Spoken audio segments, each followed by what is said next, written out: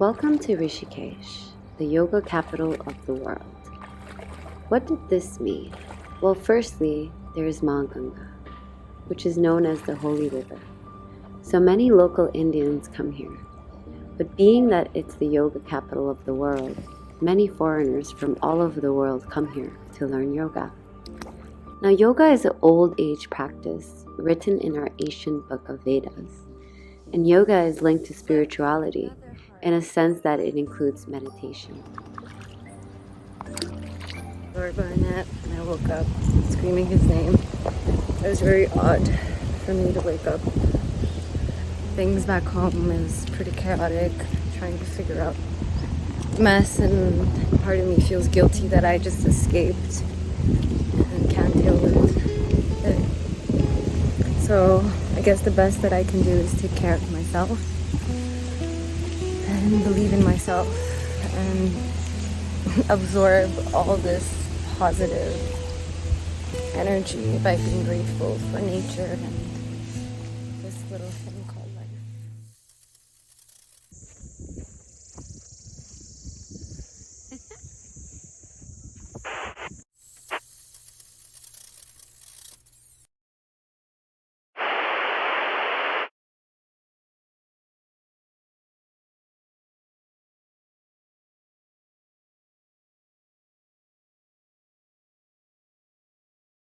I'm finally gonna go in the Ganga, so I'm trying to find my way. I got a lift from one of those guys in the back that was walking, and I made it to the beach. The Ganga. So I started to leave my little valley, and recommended to me by many people that I should go visit this holy river and talk to her about my sorrows. I didn't really know what that meant. But I remember going the first day and I took that dip and I just started to cry. I did that many times where I would go in with one thought process and I would come out with another. It felt like the way of my thinking has changed. The way of looking at the problem has changed. It gave me a different perspective. And I felt, wow, is that really Ganga talking to me? She's changing me. And I feel so holy.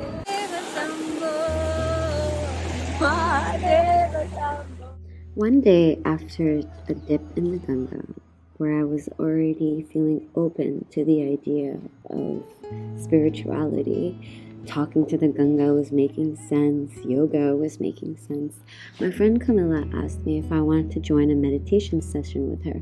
I said yes. So when I got there, it was full of foreigners. And the guru, the lady, started to do a puja. Puja is a type of prayer that my mother would always do at home. But here it was a big spiritual event that I was invited by foreigners. And I was just watching myself from a third perspective. That how come I'm participating in this event, where back home I would escape from it? It felt like I did a full circle. Slowly, I started to leave my house and started to embrace my Indian culture. As a youth growing up in Canada, I'm the eldest in the family, so I always tried to bring the Western culture in our household. There, curry is considered smelly and religion is pretty much dead, so Hinduism was really far away from me until I really got to see the importance of it. And I realized what is the best way to learn about India than through the Indian people. And hey, I speak the local language. आपका नाम क्या है? और अनन्या और आपका घर कितना अच्छा है, ये देखो प्यारा, और ये देखो नज़ारा.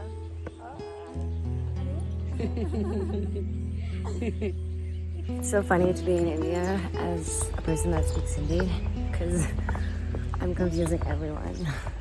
At first, I didn't really like Rishikesh, the city, because there was cows on the streets and traffic, and it made me feel really bad.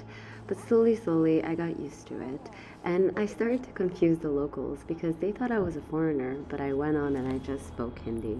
I tried to assimilate with the youth as much as I could.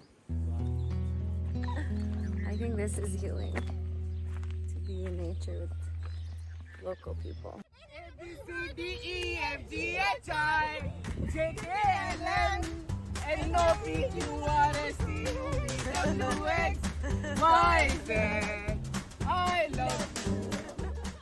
So I lived way up high in the mountains, and to get to the Rishikesh city part, I always had to hitch rides, many rides, and it was really fun because I'm not used to motorcycles or two-wheelers as they say here, and I had quite a swell time. And with this, I met very interesting people. I remember making a friend with the tuk-tuk guy, the auto guy, and I was telling him how stressed I am, and he didn't know the concept of stress. He was like, what is this word stress? Like, I don't know it in Hindi. And it was so funny to find the definition in Hindi because it didn't make sense with the stress that I'm known. And he's also the one that told me that his family told him not to work for a whole year because according to the stars, he is gonna have a really hard time working and that's not good for his health. So he literally didn't work for a whole year because of the stars. And I thought that was very interesting. I wish we had this type of concept in the West. Maybe we would also not know the word stress. It was such a unique experience to be able to understand a culture from the root of its language. I mean, that's where all the hidden treasure lies. I learned so much about the Indian people just because of the language. I got to learn about the type of music the youth listens to.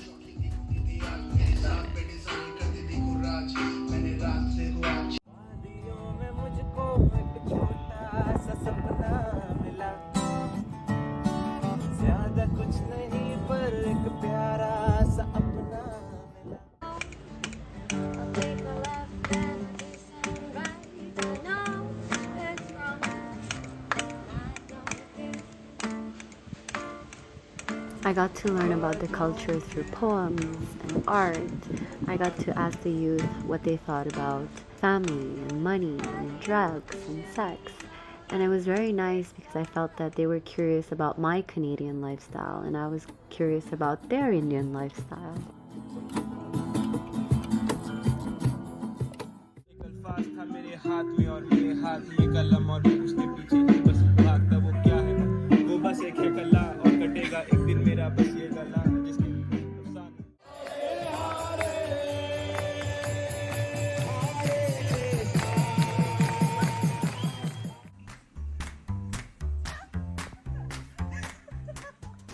I wasn't shy to be who I was, and I think they really appreciated to see a girl like me that did not care.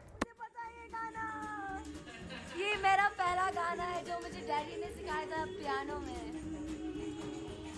मुझे छोड़ के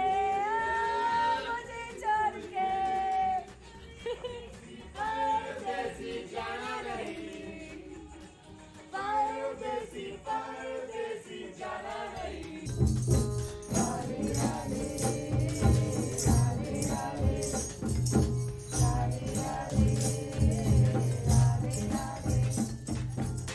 I was loving India because not only that it became modern with the technology, but it also held on to its roots and the people were really into spirituality, which I really enjoyed. And I got to learn so much about Krishna and Shiva and all these different aspects about Hinduism and India itself as a country. This is my classic walk down to the city from the mountain.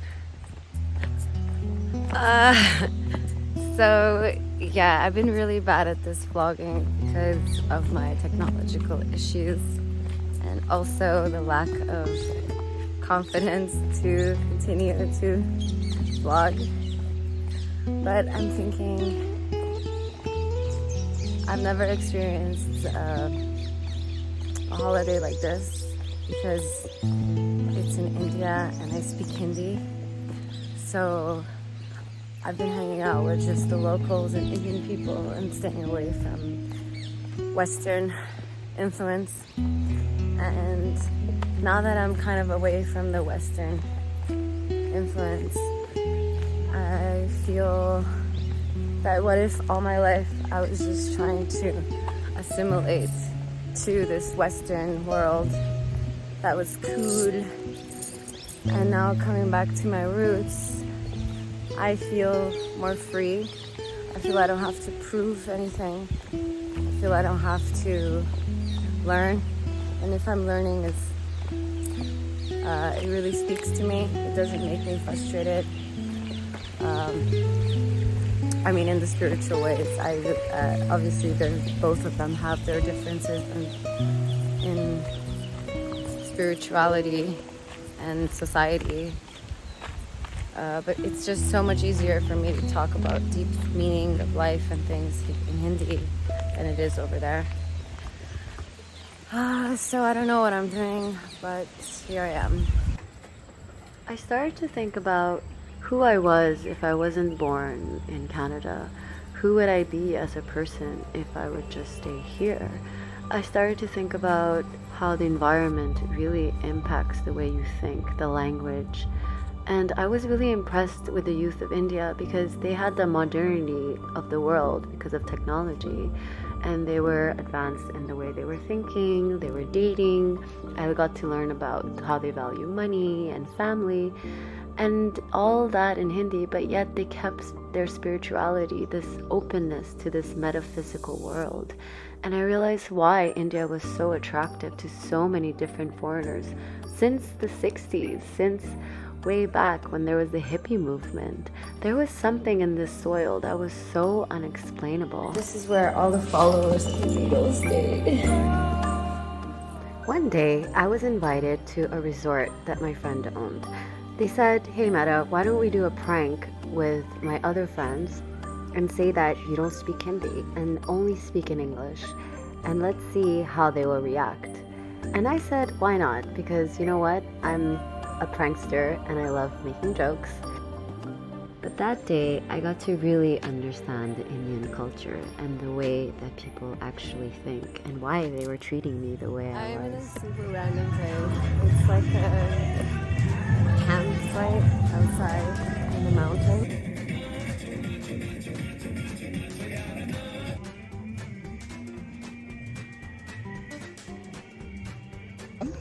Yeah, I know how to, but I don't speak Hindi. I don't understand. Sir खाना ले लो खाना ले लो Eat. eats I am eats for five times I have eat on 5 minutes. Night. I'm gonna go to bed in this giant tent. So I'm leaving this beautiful place. So that night, not only did I get royal treatment because I was speaking English, but I've seen a lady ignore her kid and just keep talking to me because I was speaking English, and that did not feel good. So I realized that speaking English here is like looked as like a social status. If you can speak English, that means that you can afford to go to an English school, and even Indian people amongst themselves speak English.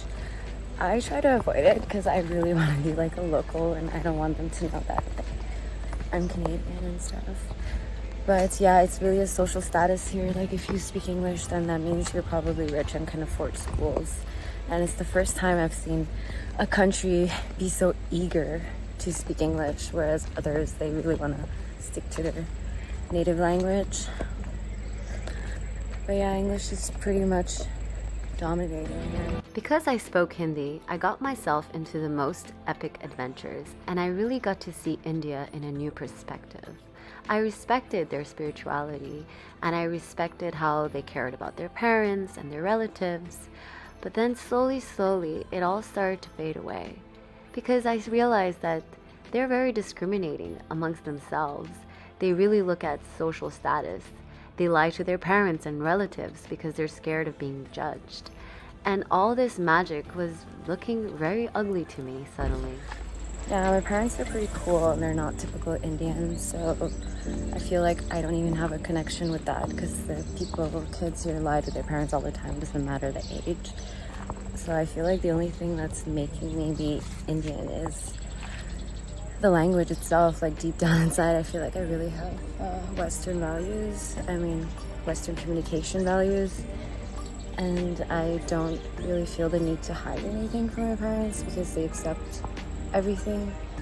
And here it's like, out of respect to their parents, you don't tell them things that you do because they shouldn't know. so I don't really get that. So I try to find the love for Indian people through understanding. I was trying to see why they were so into English, and I realized, okay, they're curious people and they just want to learn. And this thing about lying to their parents, well, parenting is a universal thing, so maybe I'm just lucky to have really cool parents. I met this girl from California and she was new to Rishikesh, so I told her, come, let's hang out with this local Indian. So we're gonna ask for a lift. Someone that's coming from there to take us, I have no idea, somewhere down there. We already asked like 2 people. We already got a lift part of the way. Yeah, that's it. And, But yes, the scooter can only handle 2 people, not 3 people. no. And so we are just So we're gonna use our hanging cars out, being and- cute. But no one's coming. No one is Oh, going in we the have one direction person we're that's coming. Okay, now is our moment. Okay, I'll do it. I'll do it. Alright, I'm like,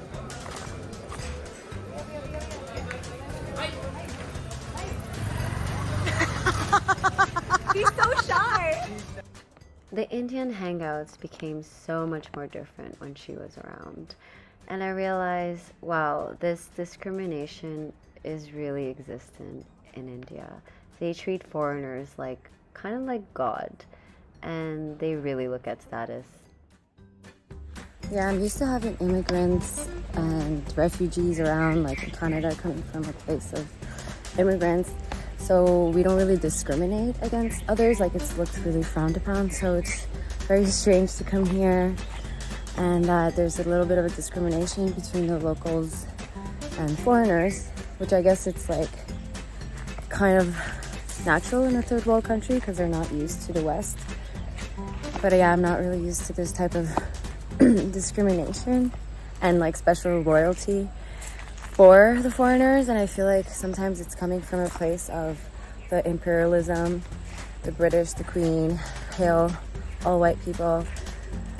So in that sense, I try to not to speak English or say I'm from Canada. I really try to be local and speak Hindi because you should celebrate where you're from, and each country has its own unique thing.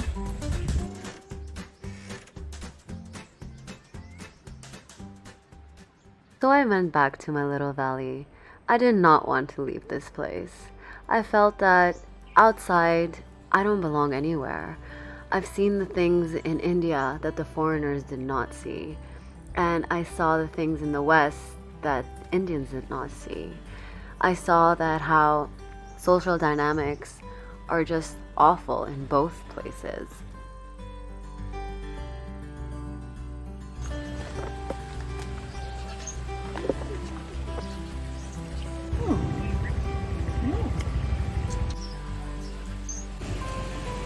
It's raining and it's sunny at the same time. In the West, we're logical, and if we're not being productive, we feel guilty. We know the word stress.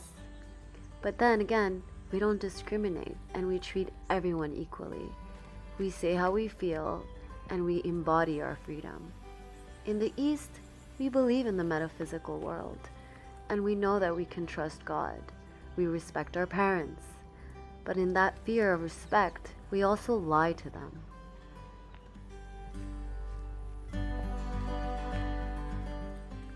In the West, your parents don't really call you every day or give you financial aid in need.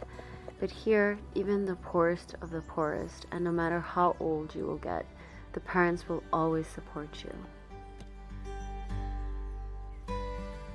In India, people really respect family values and want to get married and have a family. In the West, people are scared to commit and they are looking for the perfect one and they lack compromise.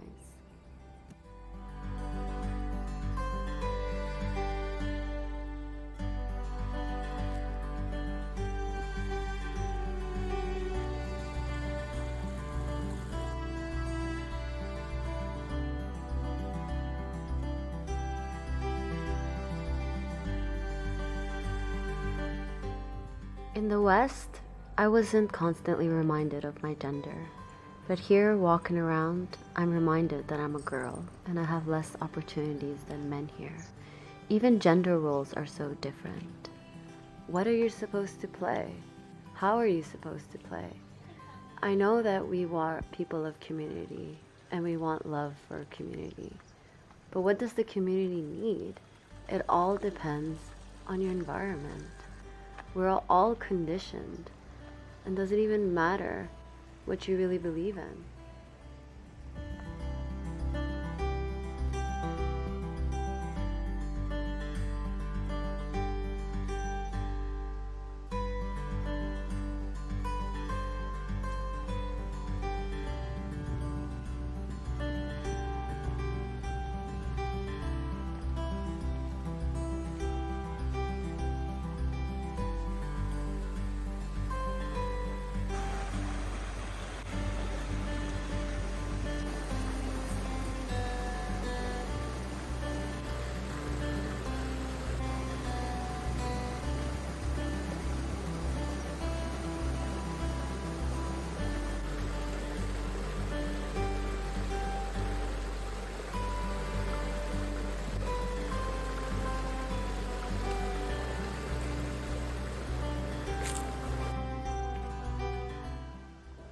I didn't like neither of the cultures, from east to west. It was like, who are you if you're not the product of your environment? Who are you really? Because you don't even get to choose your name. Do you get to choose your religion? And people walk around like it's theirs. There is no ultimate truth or reality. The reality is what they gave you. Those values, those ethics, are just the surroundings.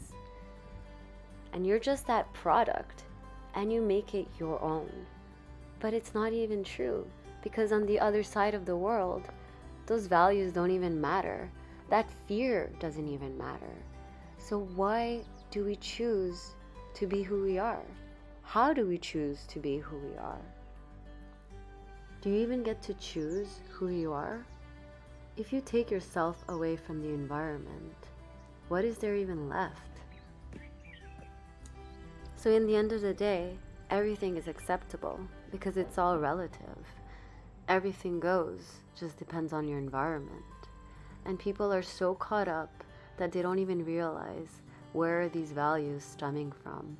Why are they so caught up in it? Why are they defending it so much? Why do they believe that that's the ultimate truth? So I pondered alone. And I realized the questions or my answers are not found in this external environment. India was charming in the beginning, but I got to see its dark side. The West was very charming to me until I left it and I got to see the drawback and the conditioning that I was in. So I spent time alone again, with my kitties, in my little valley.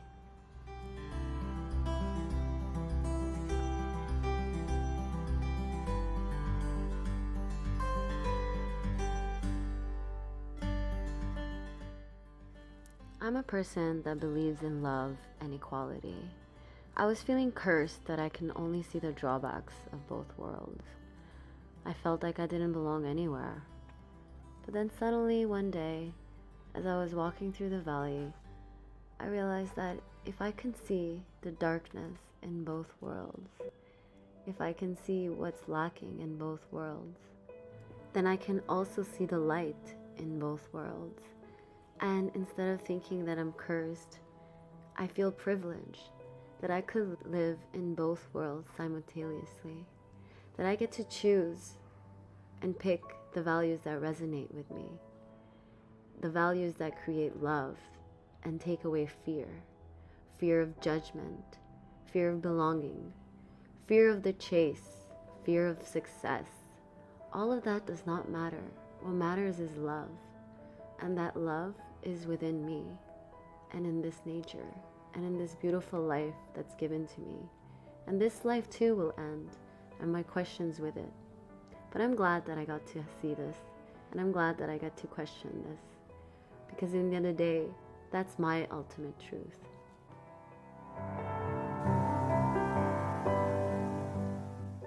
Yes, it's true. I'm feeling like I don't belong anywhere.